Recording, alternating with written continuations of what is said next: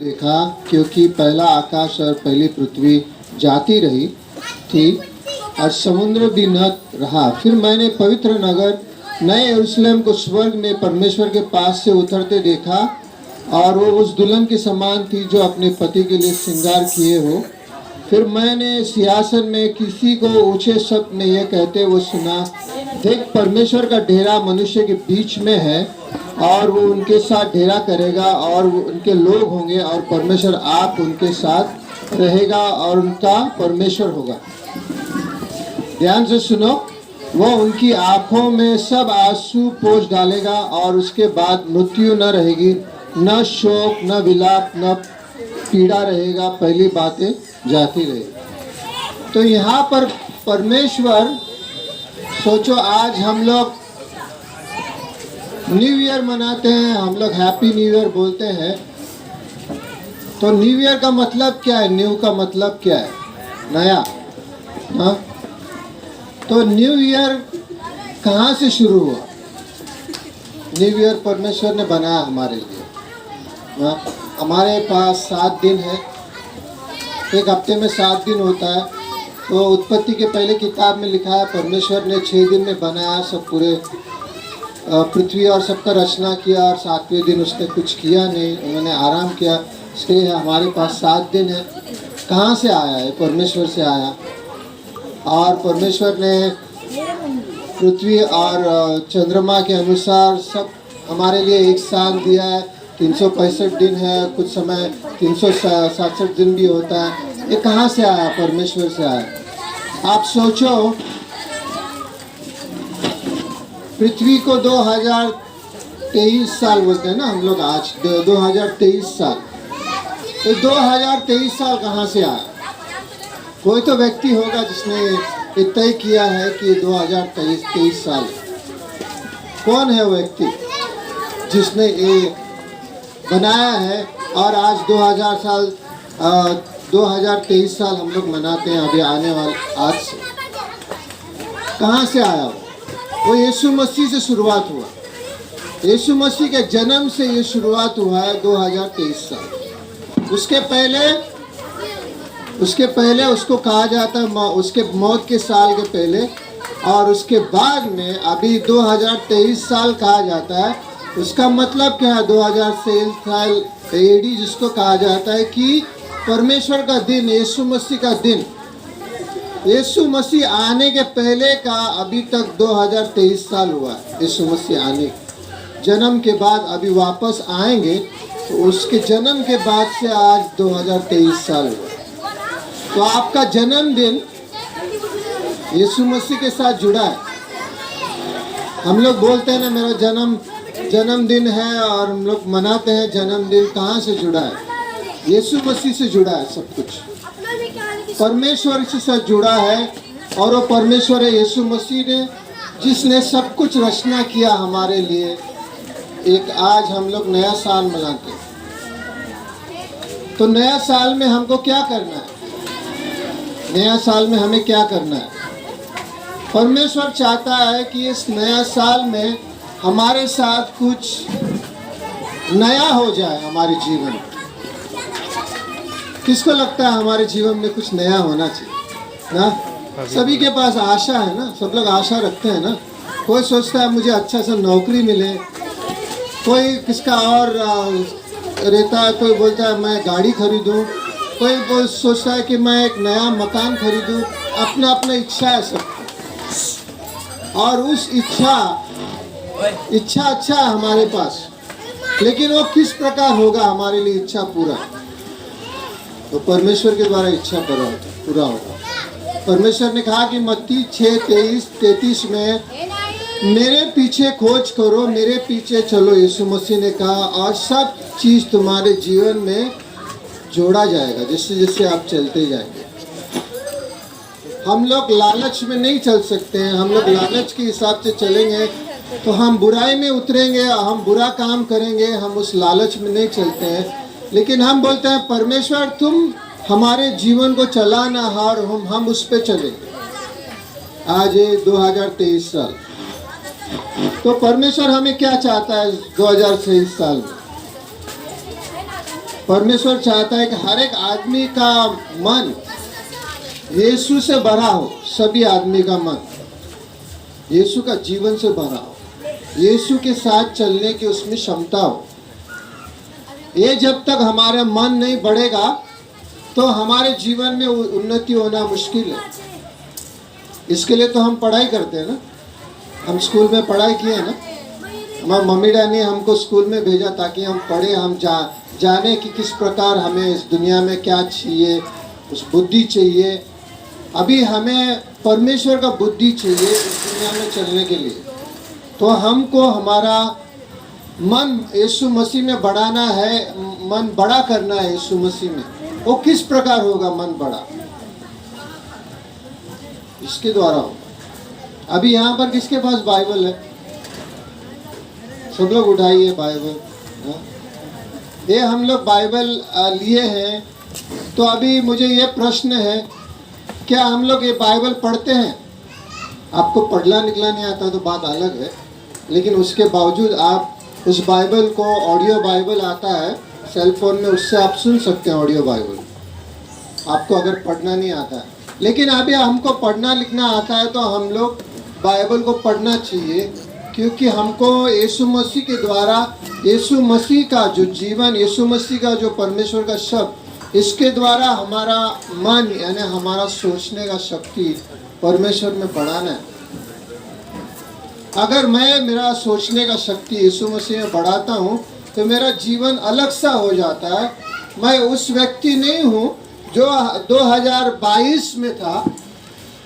अभी मुझे 2023 में एक नए मन से चलना है यीशु मसीह में। मैं पुराने में नहीं चलना चाहता, मैं अब यीशु मसीह में नए में चलना चाहता हूँ। मुझे मेरा मन बढ़ाना है।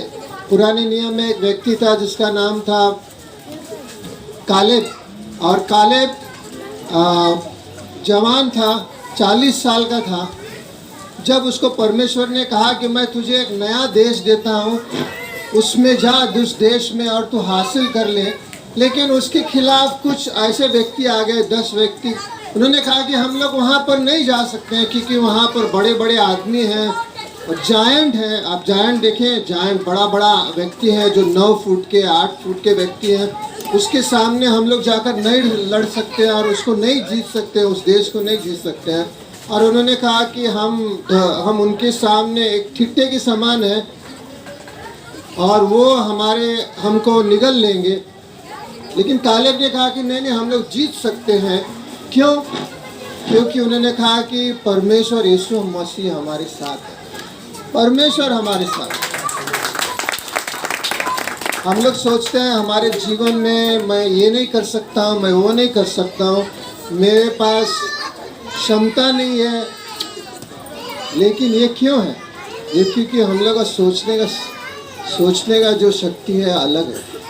हम लोग ऐसे सोचते थे पहले, हम लोग उस प्रकार चलते थे, लेकिन अभी यीशु मसीह में हम लोग उस प्रकार नहीं चलते। हम यीशु मसीह के नए जीवन में चलते हैं। सोचो नहीं कि इज़राइल लोग जब नाल नदी के किनारे आ गए और उनके पास कोई रास्ता नहीं था, उनका दुश्मन मिस्र के राजा और उनके सब सेना उनके पीछे आ रहे थे उनको मारने के लिए, लेकिन परमेश्वर ने क्या किया उनके लिए? वो लाल नदी को 2 भाग कर दिया और उस लाल नदी में उन लोग चल के उस भाग में चले गए। लेकिन उनके दुश्मन जब आए उनके पीछे लाल नदी के बीच में आए तो उन लोग सब डूब के मर गए। लेकिन इज़राइल और मोसेस, इज़राइल देश पूरे लाल नदी से होकर वहाँ पर जो परमेश्वर का देश में जाना है उनको परमेश्वर ने उस भाग में लेकर। क्यों? क्योंकि मूसा का सोच था परमेश्वर में, केलब का सोच था परमेश्वर में। केलब ने कहा कि हम लोग जाएंगे, लेकिन बाकी सब 10 उनके खिलाफ हो गए। उन्होंने कहा नहीं ना। तो मुझे ये है कि आज मुझे ये सोचना है कि यीशु मसीह ने कहा कि जो भी मेरे में है उसको सब कुछ संभव है इस दुनिया में।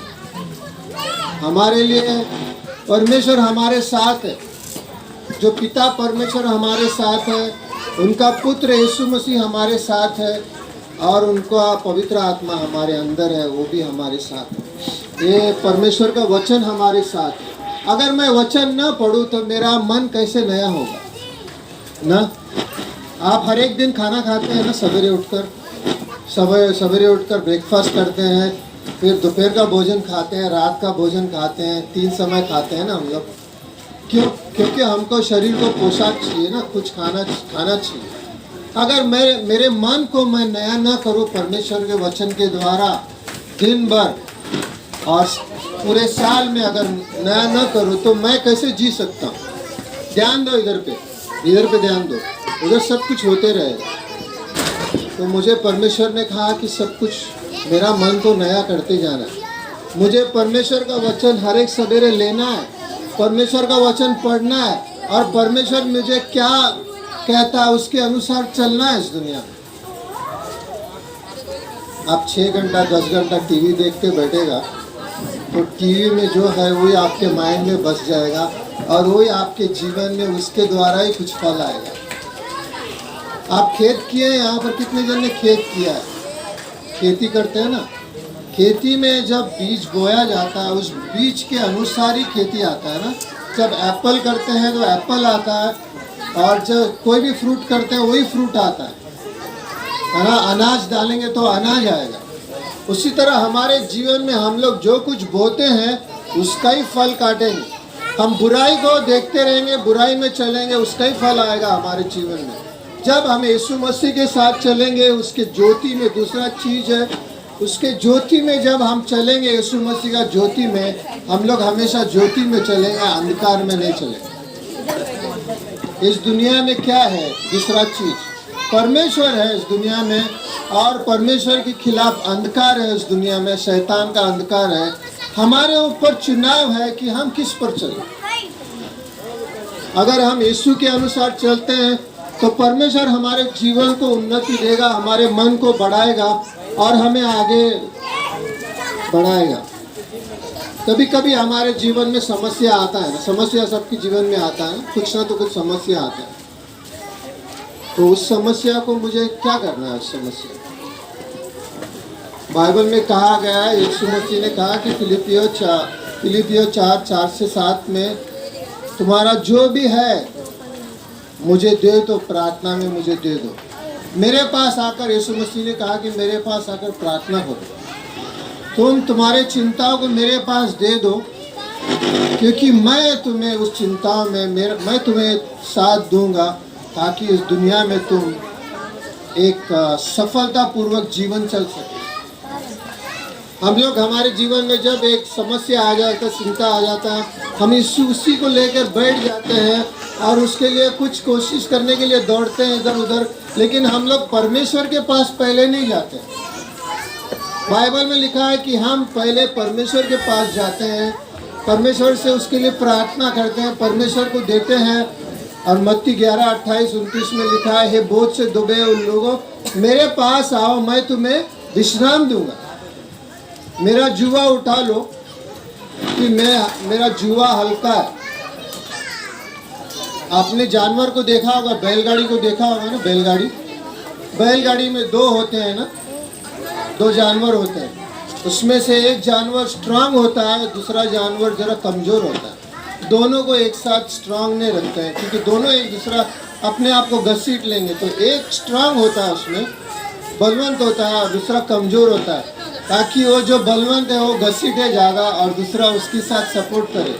तो यीशु मसीह ने कहा कि मैंने उठा लिया है, तुम मेरा जुआ उठा लो इस दुनिया में और मेरे साथ चलो, प्रार्थना पूर्वक मेरे साथ चलो। आने वाला समय 2023 में उस प्रकार चलो। मैं तुम्हें क्या दूंगा? विश्राम दूंगा।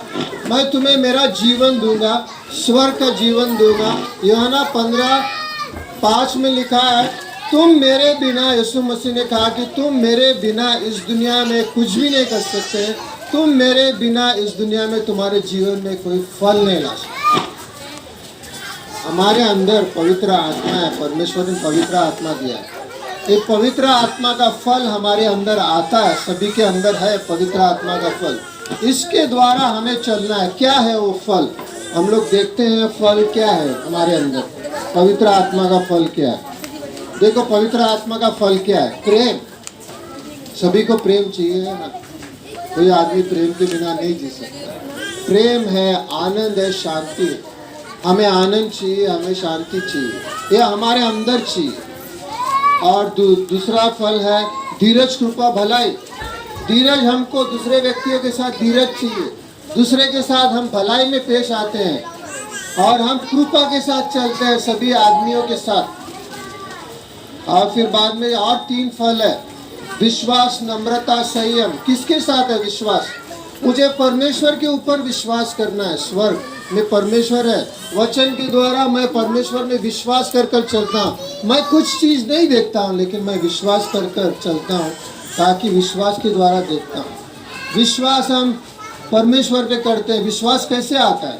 बाइबल में लिखा है रोमायु 10:17 में, विश्वास परमेश्वर के वचन को सुनने से आता है। अगर आप परमेश्वर का वचन न सुने तो आप में भी विश्वास नहीं बढ़ेगा।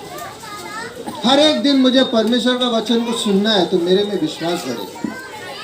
मैं आपको गारंटी देता हूँ, अगर इस प्रकार आप चलेंगे तो 1 साल में आप बोलेंगे, 1 साल 223 जब खत्म होगा आप बोलेंगे मेरे जीवन में इतना फर्क आ गया, ये मैंने कभी देखा नहीं, इतना फर्क आ गया 1 साल में जो मैंने कभी अनुमान नहीं।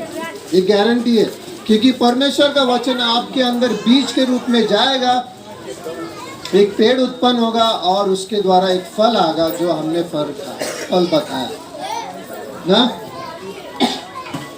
तो क्या क्या है फल? मैंने कहा, आप मेरे साथ बोलिए सब लोग। प्रेम, आनंद, शांति, धीरज, कृपा, भलाई, विश्वास, नम्रता, संयम। हमें नम्रता का मतलब क्या है? क्योंकि नम्रता का मतलब है मैं हमेशा परमेश्वर के अधीन होकर चलता हूँ।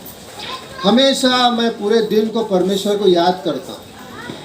मैं ये बोलता हूँ कि यीशु मसीह आप मेरे साथ है। यीशु सोते वक्त मेरे साथ है, चलते वक्त मेरे साथ है, कुछ भी काम करते वक्त यीशु मसीह आप मेरे साथ है। उसको कहा जाता है नम्रता। एक आदमी, जब मूसा को कहा जाता है बाइबल में वो सबसे नम्र व्यक्ति था, क्योंकि वो परमेश्वर में हमेशा परमेश्वर के अधीन था, उसको याद करता था, परमेश्वर के सामने जाता था, पर्वत पर जाकर उनसे बात करता था, उसको नम्रता कहा जाता। और संयम, संयम का मतलब है कि हम जिस दुनिया में बहुत बुराई है, जिस दुनिया में है ना बड़ा बुराई चीज़ है ना सब जगह, लेकिन हम संयम से चलते हैं। हम उस बुराई को देखते नहीं हैं, हम बुराई में चलते नहीं हैं, लेकिन हम संयम में, सेल्फ कंट्रोल में परमेश्वर के साथ चलते हैं। ये कैसे होता है सेल्फ कंट्रोल?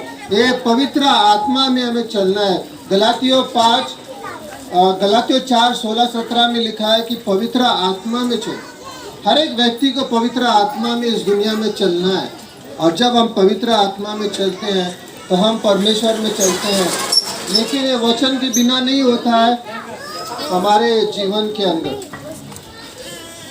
बाइबल में लिखा है कि हर एक परमेश्वर का वचन पवित्र है। नीति वचन 30:5 में परमेश्वर का वचन हमारे पैर के लिए दीपक है ना, दीपक है। भजन संहिता 119-105 में।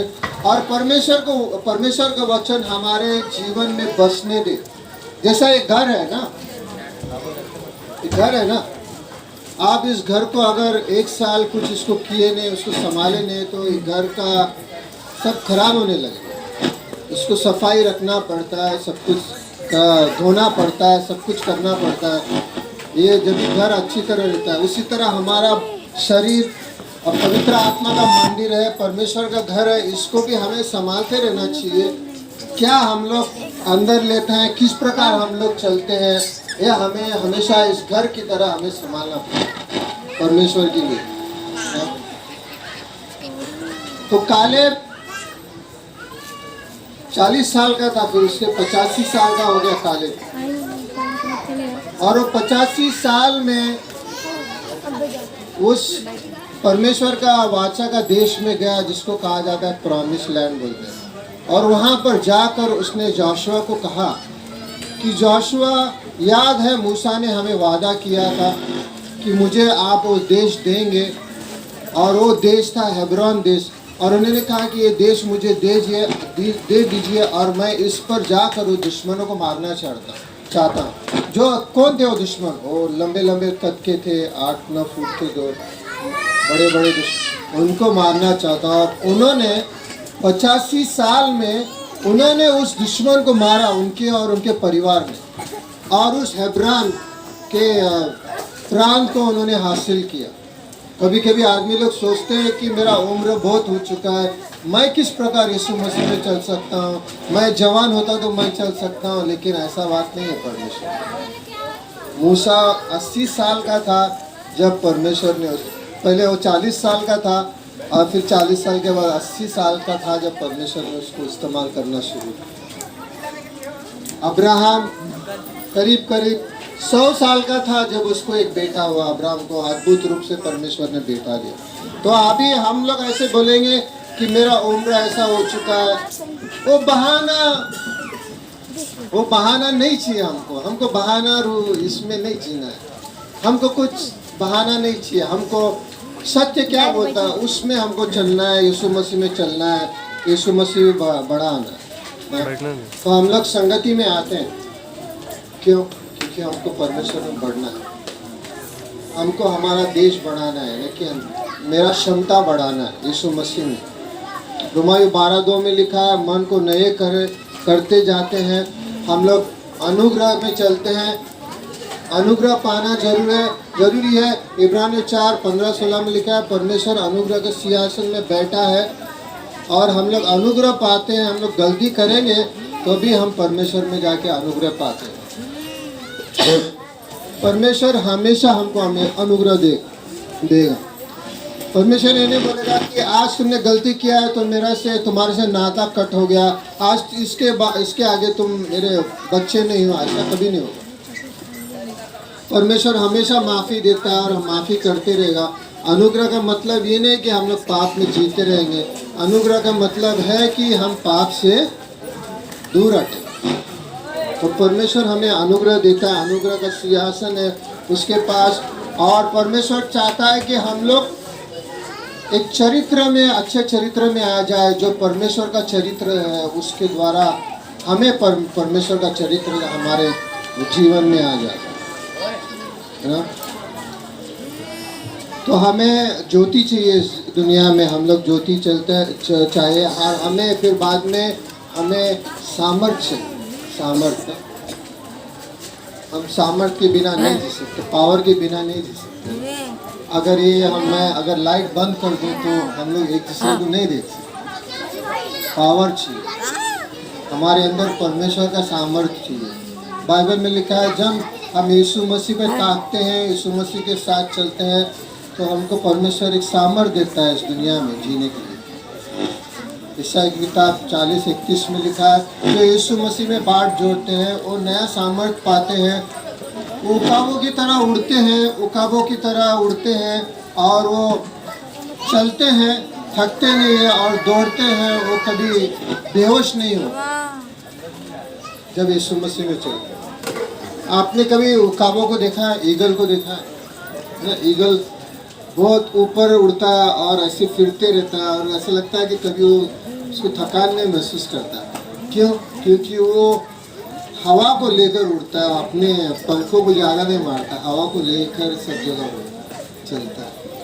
उसको कोई ऐसा लगता है कि वो कुछ पंख ही नहीं मार रहा है। उसको अगर हाइट में जाना हो जरा पंख करता है, फिर हवा को लेकर वो ऊपर उड़ता है। उसने सीख लिया है कि ऊपर कैसा रहना है। हमको स्वर्गीय जीवन में जीना है, हमको इस धरती का जीवन में नहीं जीना है।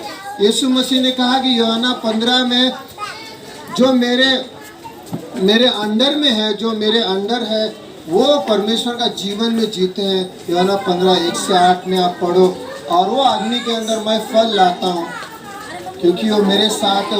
मेरा जीवन, स्वर्ग का जीवन, वो आदमी के अंदर दौड़ता है। हम लोग स्वर्ग का जीवन में जीते। एक दुनिया है यहाँ पर, एक दुनिया में एक जीवन है। आदमी लोग छोटे छोटे चीज़ में फंसते रहते हैं, छोटे छोटे बात में फंसते रहते हैं, लेकिन एक परमेश्वर का जीवन है जो यीशु मसीह का जीवन है, उसमें हम चलते हैं। तो हम लोग दुनिया का छोटे छोटे बात में नहीं फंसते, हम लोग स्वर्गीय जीवन में जीते हैं, और हम लोग सबसे ऊंचाई जीवन में जीते हैं। परमेश्वर क्या ऊंचाई जीवन है, ये दुनिया का जीवन है, नीचे का जीवन है। जिसको कहा जाता है धूल का जीवन। जब अब्राहम और हवा ने पहले बार पाप किया तो उसके बाद पाप आ गया, और उस पाप के वजह से आज हम लोग देखते हैं दुनिया में बहुत पाप चलता है। लेकिन यीशु मसीह ने आया, हमारे लिए क्रूस पर बलिदान दे दिया ताकि हम हमारे पापों को मिटा दे। आज हम लोग स्वर्ग के अधिकारी हैं जिसने विश्वास किया, और फिर उन्होंने कहा कि मैं मेरा जीवन तुम्हारे अंदर दूंगा। इस स्वर्गीय जीवन तुम्हारे अंदर इस धरती पे दौड़ेगा। जिस प्रकार वो था उस प्रकार हम रहेंगे इस दुनिया में। यीशु मसीह जब इस धरती पे थे, समंदर के ऊपर चल के आया क्योंकि परमेश्वर था, अंधे को आग दिया क्योंकि परमेश्वर था, लंगड़े को पैर दिया क्योंकि वो परमेश्वर था, मरे हुए आदमी को जीवित किया क्योंकि वो परमेश्वर था। और ये सब किया उसने, परमेश्वर था। लेकिन उसने कहा कि तुम्हारे अंदर मेरा जीवन रहेगा, एक परमेश्वर का जीवन तुम्हारे अंदर दौड़ेगा। अगर सही रूप से हम यीशु मसीह में चलेंगे, हमको ये निर्णय करना है 2023 में हमको किसका जीवन चाहिए, परमेश्वर का जीवन में दौड़ना है या इस धूल का जीवन में जो आम आदमी जीता है उसके अनुसार। 2023 में हमको इस प्रकार जीना। अगर हम लोग इस प्रकार जिएंगे तो हम लोग परमेश्वर का जीवन को महसूस करेंगे और उस जीवन में चलेंगे, और हम लोग हमेशा स्वर्गीय जीवन महसूस कर कर इस दुनिया में चलेंगे, और हमारे द्वारा बहुत लोग आशीष पाए। कभी कभी हम लोग देखते हैं और बोलते हैं कि मेरा बचपना ऐसा था, मैं ऐसा था, मैं इस प्रकार बड़ा हुआ, लेकिन वो था। लेकिन अब यीशु मसीह ने एक नया जीवन, यीशु मसीह कहता है दूसरे कोरिन्थियों 5:17 में, जो भी यीशु मसीह में है उनके अंदर नया जीवन है। परमेश्वर ने हमको एक नया जीवन दिया। पुराना में हम लोग आदम था पुराना, उसके अभी हम नहीं है, उसके हिस्सेदार नहीं आदम। आदम तो मिट जाएगा एक दिन, या तो ये मर जाएगा, उसको जलाया जाएगा, गाड़ा जाएगा। लेकिन हमारे अंदर परमेश्वर का जीवन है, वो स्वर्गीय जीवन है, उस सदा के लिए। और उस जीवन को यीशु मसीह स्वर्ग को छोड़कर हमारे लिए इस धरती पे आए थे, और उन्होंने वो सब कुछ किया हमारे लिए, और फिर मरे हुए से जीवित हुए और स्वर्ग चले गए। आज भी स्वर्ग में जीवित है, हमारे लिए प्रार्थना करता है। इब्रानियों 7:25 में लिखा है कि हमारे लिए प्रार्थना करता है ताकि हम इस दुनिया में सही रूप से चले। हमारे लिए प्रार्थना करता है यीशु मसीह। आपका नाम यीशु मसीह स्वर्ग में जानता है। आप जो अभी इस वक्त सोच रहे हैं आपके मन में, वो यीशु मसीह जानता है। अब 10 साल बाद क्या सोचेंगे वो भी यीशु मसीह जानता है, क्योंकि वो परमेश्वर है जिसने हमको बनाया।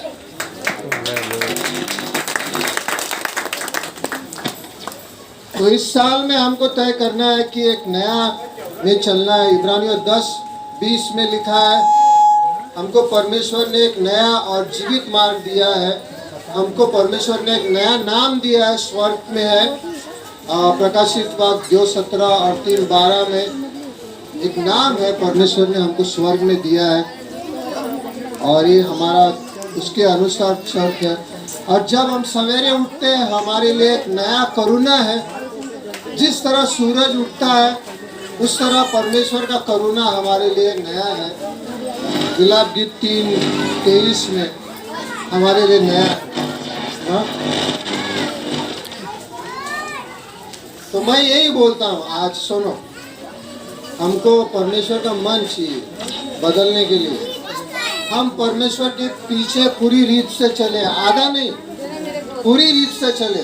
जिस तरह केलब चल रहा था, यहोशू 14 में हमेशा परमेश्वर में पूरी रीत से चल रहा था। हम यीशु मसीह में बढ़े और यीशु मसीह के अनुग्रह में बढ़े, उनके बुद्धि में बढ़े। किसके द्वारा? वचन और पवित्र आत्मा के द्वारा। हम प्रार्थना पूर्वक इस जीवन निकाले 2023 साल को। हम एक दूसरे को प्रोत्साहित करें, है ना। किसके बारे में हम बुरा ना बोले, बुरा ना सुने, लेकिन हम दूसरे के लिए प्रोत्साहित करें। किसको अच्छा बोले कि तुम्हारे अंदर ये परमेश्वर का गुण है ना, वो हमारे बीच में होना चाहिए। परमेश्वर ने कहा कि मेरा प्यार, यीशु मसीह ने कहा कि वो बाइबल में लिखा है कि परमेश्वर ने इस जगत से इतना प्रेम किया, उसने अपना इकलौता पुत्र यीशु मसीह को हमारे लिए दिया। यूहन्ना 3:16। वो प्रेम, महान प्रेम यीशु मसीह का आज सभी के लिए पवित्र आत्मा के द्वारा। पवित्र आत्मा का फल, पहला फल था प्रेम। हम उस प्रेम में चलते हैं, उस प्रेम को बांटते हैं, उस प्रेम में जीते हैं, क्योंकि हमको 223 साल या आज आने वाला साल हमको परमेश्वर में एक सफलतापूर्वक जीवन जीना है। मैंने कहा ना, आदम का जीवन नहीं जीना। हम लोग पहले थे आदम का जीवन। इंग्लिश में उसको एडम कहा जाता है, हिंदी में आदम कहा जाता है, क्योंकि सब देखने जाए कुछ सेम है, क्योंकि सब वहीं से आया, परमेश्वर ने सभी को बनाया ना। और ये जीवन आदम ने नहीं जीना, लेकिन नया आदम, आखिरी आदम है जो यीशु मसीह, उसमें भी जीना। और वही हमें जीवन दे सकता है इस दुनिया में, दूसरा कोई आदमी जीवन नहीं दे सकता। दूसरा आदमी क्या कर सकता है? हमारे बीमारियों में कौन हमारा साथ देगा? यीशु मसीह साथ देगा बीमारियों में। बाकी सब चीज़ में कौन हमारा साथ देगा? यीशु मसीह साथ देगा। आदमी भी साथ नहीं दे सकता, लेकिन यीशु मसीह हमारा साथ नहीं छोड़ेगा। बाइबल में लिखा है कि वो तुम्हें कभी नहीं त्यागेगा, कभी नहीं त्यागेगा। 3 बार ऐसा कहा है, मैं तुम्हें कभी नहीं त्यागूंगा इस दुनिया में ना। वो परमेश्वर का वादा है हमारे लिए। तो आज 2023 साल में आप निर्णय कीजिए कि मैं यीशु मसीह के करीब आऊँगा, यीशु मसीह का वचन पढ़ूंगा, यीशु मसीह को जानूंगा, परमेश्वर कौन है, उसके जीवन का योजना क्या है मेरे लिए, मैं उसके पीछे चलूँगा। परमेश्वर मुझे सिखाना, परमेश्वर मुझे बताना किस प्रकार चलना है इस दुनिया में। मैं चलना चाहता हूँ यीशु मसीह आपके पीछे। ऐसे अगर हम बोलते हैं ना, आखिर में मैं बोलता हूँ, आप देखेंगे सूरज ना, सूरज धरती उसके गोल गोल घूमता है ना, सूरज मिडिल में है और धरती उसके बाजू में गोल गोल घूमते रहता है। 365 दिन ऐसे घूमता है, 1 साल होता है। लेकिन हमारा जीवन किसके बाजू में घूमता है? हमारे बाजू में घूमता है या यीशु के? यीशु हमारा सेंटर है और यीशु के बाहर हम यीशु के साथ घूमते हैं। सब कुछ यीशु के लिए करते हैं, सब कुछ परमेश्वर की महिमा में चलते हैं, परमेश्वर की महिमा करते हैं, परमेश्वर को जानने की कोशिश करते हैं। बोलते हैं परमेश्वर मुझे इस साल में प्रार्थना करो, परमेश्वर मेरा जीवन में मुझे बदलना है, परमेश्वर आपका स्वर्गीय जीवन मुझे अंदर आना है, मैं आपके करीब चलना चाहता हूँ, मैं आपके साथ आप क्या मेरे जीवन में करना चाहते हो मैं जानना चाहता हूँ। और उसमें आपको बहुत ही सफलतापूर्वक जीवन महसूस करेंगे। आप अपने में जीने जाएंगे तो उन्हें महसूस होगा, लेकिन यीशु मसीह के साथ महसूस होगा। यीशु मसीह हमें इस धरती पे जीवन देने के लिए आया था। सोचो कि वो स्वर्ग छोड़कर हमारे लिए इस धरती पर आदमी के रूप अपनाया उसने, स्वर्ग छोड़कर, और फिर बाद में मरने के बाद वो स्वर्ग चले। लेकिन उसने हमारे लिए क्रूस पर बहुत दुख उठाया। आप बोलेंगे मेरे दुख को कोई जानता है? परमेश्वर जानता है, क्योंकि उन्होंने बहुत दुख उठाया इस दुनिया में हमारे लिए। उसके पास रहने के लिए जगह नहीं था और कुछ नहीं था उसके पास, लेकिन वो परमेश्वर था। तो आज वो तुम्हारे साथ है, मेरे साथ है, सभी के साथ है। तो मुझे ये तय करना है इस साल में मैं यीशु मसीह आपको जानकर आपका जीवन में आपके क्या मुझे आप सिखाना चाहते हैं उसमें मैं चलना चाहता हूँ। और इस साल मुझे एक ऐसा साल दो परमेश्वर जो मैंने कभी महसूस नहीं किया, और परमेश्वर उसको महसूस करेगा आपके जीवन में। देखो ये सही हुआ है ना मेरे ख्याल, टाकरी फूट गया। आमीन।